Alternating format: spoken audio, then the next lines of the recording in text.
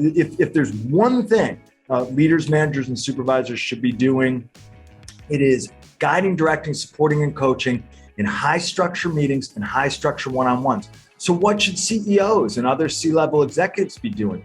Do not say, oh yeah, my managers want, people are our number one asset. How do your managers manage? Oh, they're winging it. Yeah. Right. Well, wait, people are your number one asset, but you leave it to your managers to just do whatever they do. Oh yeah, everybody's got their own management style. To me, that's like having accountants who don't like the general ledger system. Hey, accountant, how are you managing my money? Oh, I got my own style, see? Oh, okay, well, you're gonna end up in prison and I'm gonna end up without any money. Welcome to Beyond Speaking with Brian Lord, a podcast featuring deeper conversations with the world's top speakers. Hi, I'm Brian Lord. Welcome to the Beyond Speaking podcast. Our guest today is Bruce Tulgan.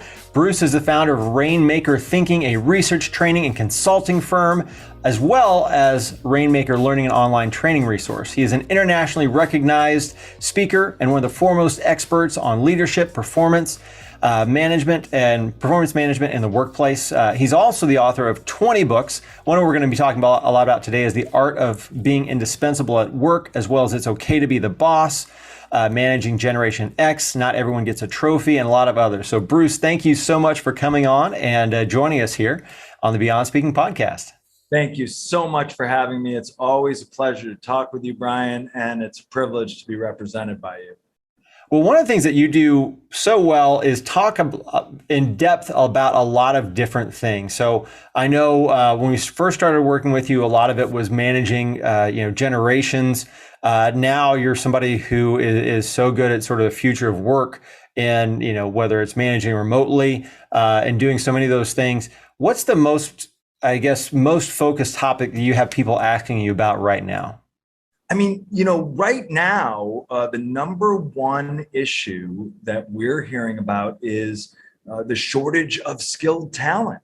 So we have leaders, managers coming to us from organizations of all shapes and sizes in just about every industry.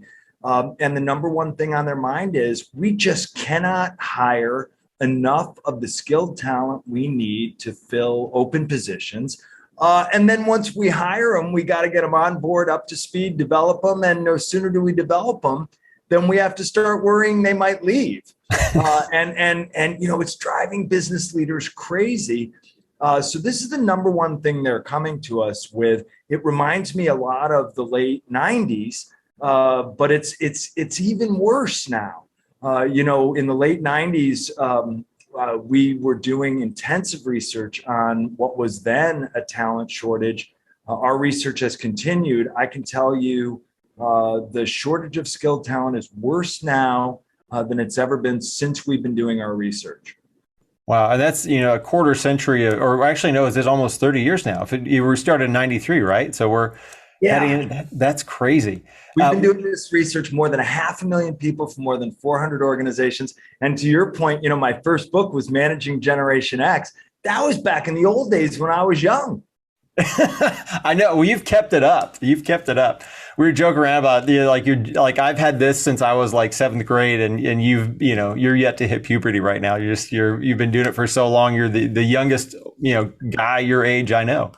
I'm 55 now, and I'm just almost ready to start shaving. What are some of the things that companies can do right now to address this issue? Well, look, so some so-called experts are like, well, you just got to pay, right? You got to pay and then pay some more and then pay some more. And of course, money is a big issue. And then you have others who are like, oh, no, people don't care about money. And I'm always like, well, gosh, what color is the sky on your planet where people don't care about money, right? Because of course they care about money, but money is just a threshold issue.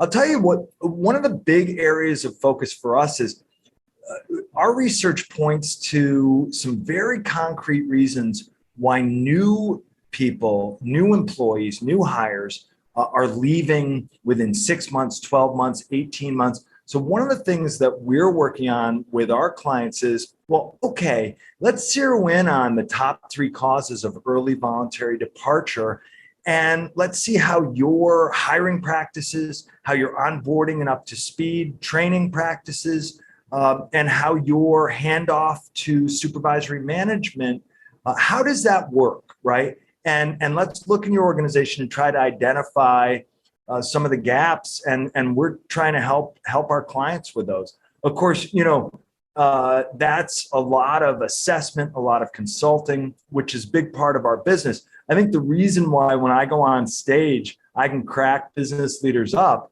is because we're always doing the research. So, I'm talking to them, they'll be like, well, were you just in my office yesterday? And I say, no, it's just, I was in somebody's office yesterday.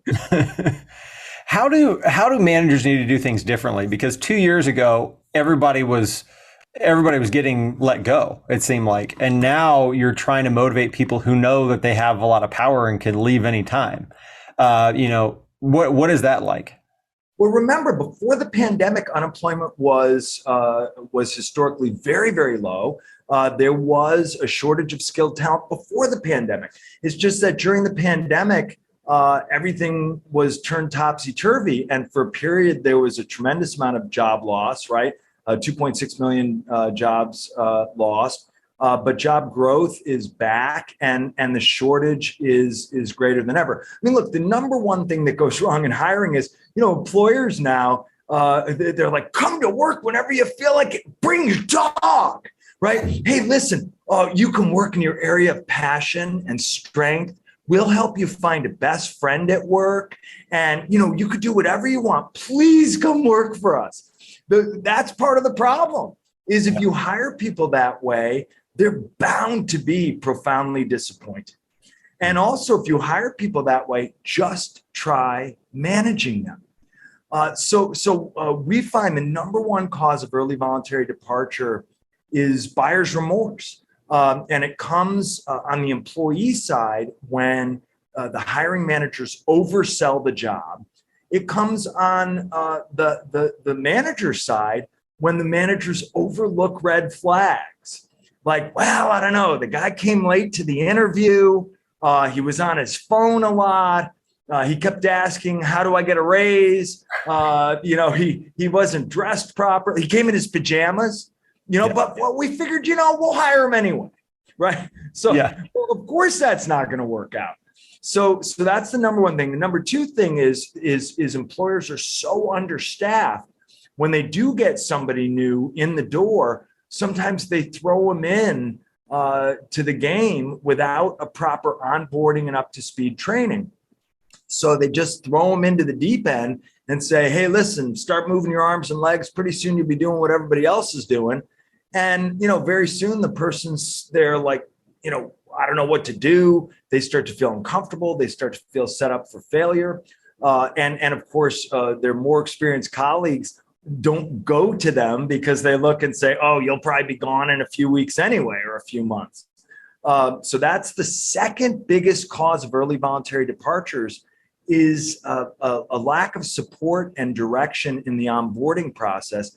And then number three is handoff to a weak manager, right? Young people tell us especially, they start the job. I mean, some of them are working remotely. So they never meet anyone. They're all of a sudden, they're still at home in their pajamas, but they're doing a job. If they do come in to an actual workplace, they show up and they're like, I'm here. I'm so excited. And then managers are like, listen, kid, nobody held my hand. Figure it out. Go sink or swim. Here, do some paperwork.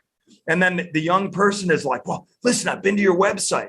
I got a whole bunch of ideas. And they're like, yeah, okay, figure it out. Go sink or swim. You shadow Mr. Blue for a little while and just figure out what to do. And, what happens is too often we go through a tremendous amount of trouble to hire someone, but then we don't get them on board. We don't get them up to speed. We don't provide support. And managers are so busy because they're so understaffed. Managers are like, look, I don't have time. I'm not just the manager. I'm also doing a lot of the work because we're so short-staffed.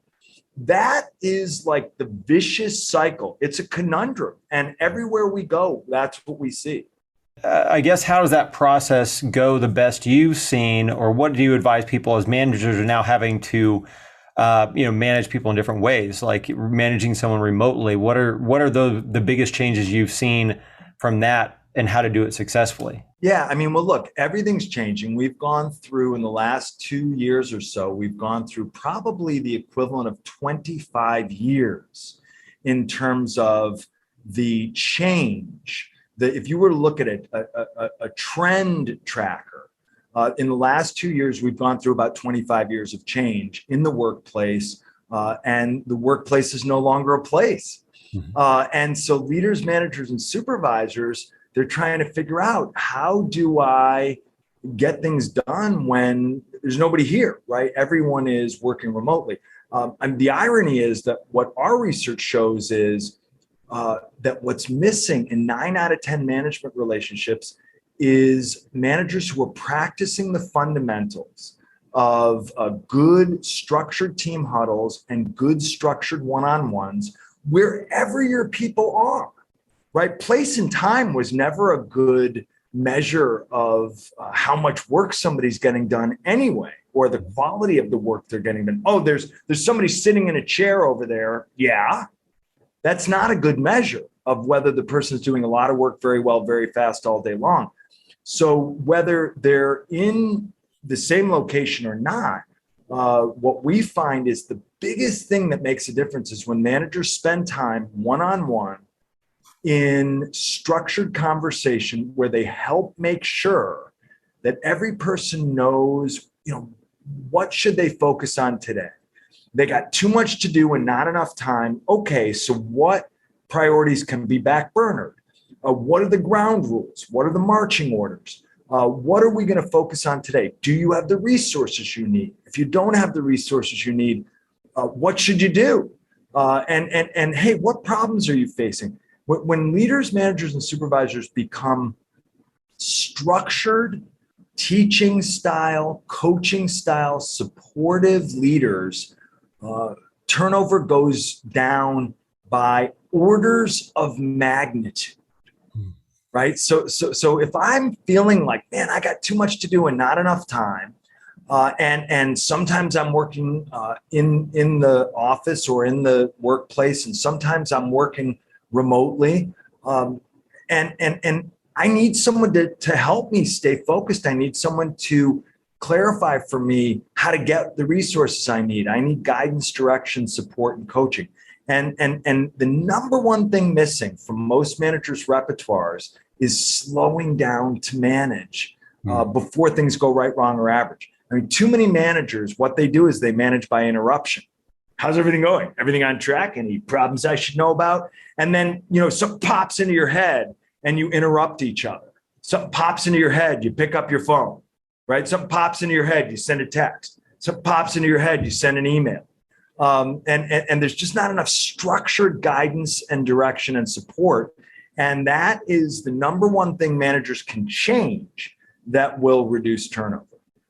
I know you talked about this a little bit, but what are the main fundamentals of good leadership? I know you said that's another thing that people are really asking about, but what are those fundamentals in addition to what you've just talked about that managers really should hone in on to have the most success?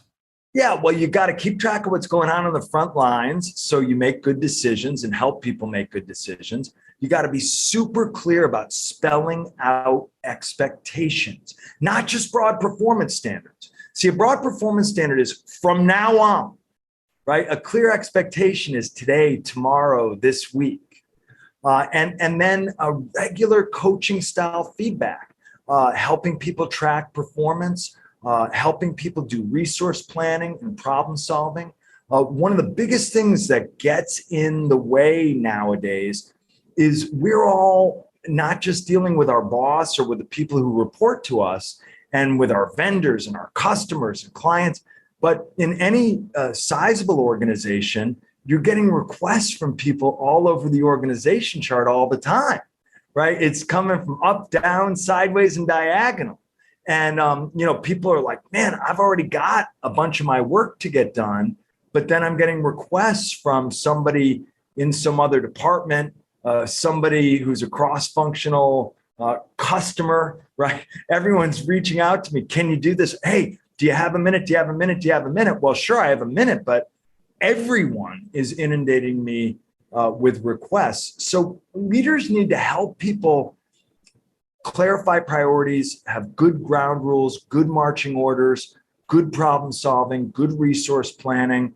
And one of the biggest things that's missing in the workplace today is celebrating success. People tell me all the time, I wish my manager were here to give me more guidance and direction up front so I avoid unnecessary problems. Mm-hmm. But even when we have a big success, we're all so busy. There's not enough sense of celebration and gratitude and recognition and reward. Look, people are frustrated. Everyone is overcommitted. Yeah, and that's one of the things you talk about too. So kind of switching maybe from the manager side of things to the employee side of things. I know, you wrote about the art of becoming indispensable. One of the big theme, I don't know if it's the theme, one of the big focuses of that is overcommitment syndrome. So can you delve into that a little bit more? Yeah, I mean, look, that's the first chapter of the book is fight overcommitment syndrome, because the irony is that if you're a self-starting high performer, right? If you're one of those people who you're a winner, right? You got a great attitude, you're great at your job, and you got a heck of a work ethic. Then okay, am I indispensable? Well, the number one thing that undermines the success of self-starting high performers is overcommitment syndrome, mm-hmm. right? You're a go-to person. So everyone goes to you. And pretty soon you're right. And you're like, I'm a go-to person. I got a great attitude. I got a great work ethic. I'm great at my job. People go to me. You know what go-to people don't like to do? They don't like to say no. Mm-hmm. And a lot of times they feel like they can't say no, or they mayn't say no.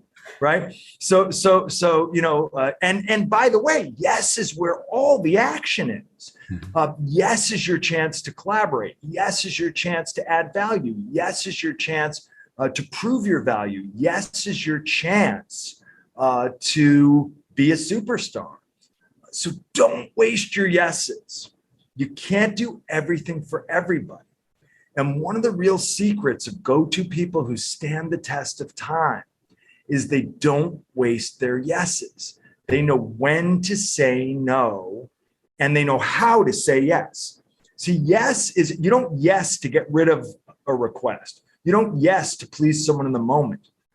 You say yes because that's my opportunity to make a commitment on which I am going to deliver and add value. So don't waste your yeses. That's one of the biggest things that gets in the way for superstars, and they find themselves drowning in overcommitment. And then they will tell you, I don't have the authority to say no, and I feel like I can't say no, and I'm supposed to be building influence. So how am I supposed to build influence if I say no? I don't have authority, so I have to build influence. This is how self-starting high performers shoot themselves in the foot, because they get overcommitted. And if you're overcommitted and you're always juggling, you're going to drop the ball. And so what happens when you have overcommitment syndrome is you have unnecessary errors, unnecessary delays, and lots of relationship friction.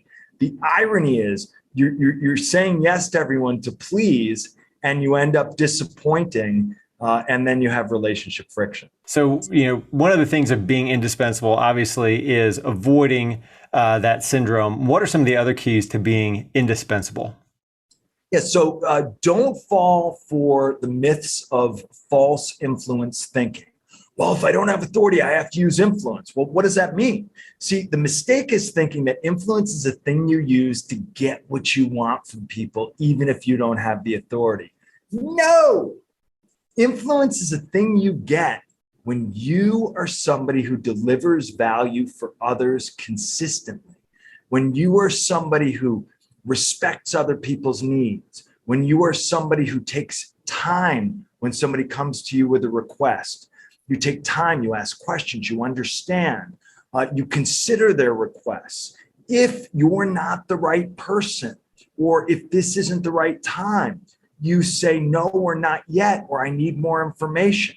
When you say yes, you know it's a commitment. How do you know you're ready to say yes? If you know exactly what to do, hey, that's one of my specialties. If you know exactly how to do it, hey, that's one of my specialties. If you know exactly when you're going to do it and when you can execute because you know how long it's going to take, then you're ready for a really good yes. Mm-hmm. Right? So if you want to be an indispensable go-to person, you've got to apply your skill and your time and energy and your great attitude to the right opportunities to add value. Some things you can't do, some things you're not allowed to do, some things you just shouldn't do. You know, look, some things shouldn't be done, or at least you're not the right person to do it, right? So those are not good candidates for yes. When you say yes, you want to be prepared to work smart and finish what you start. Execute, execute, execute. And you know, you should show up being the kind of professional you want to be. Even if you're not 100% there, practice being the professional you want to become. Practice being that person and you become more and more that way. Treat people with respect. See, real influence comes from being honest and candid and responsible. When somebody comes to you with a request, you learn. If somebody starts badgering you or bribing you or bullying you, the right approach is to be professional in response. And influence is not about getting what you need from other people. Influence is the thing you build up by being aligned with your chain of command, by having a true service mindset. So you say yes the right ways at the right times. You work smart, you finish what you start. And as a result, then you have real influence. And then people want to do things for you. People want to add value. People want you to want to work with them. But influence isn't a tool you use on other people.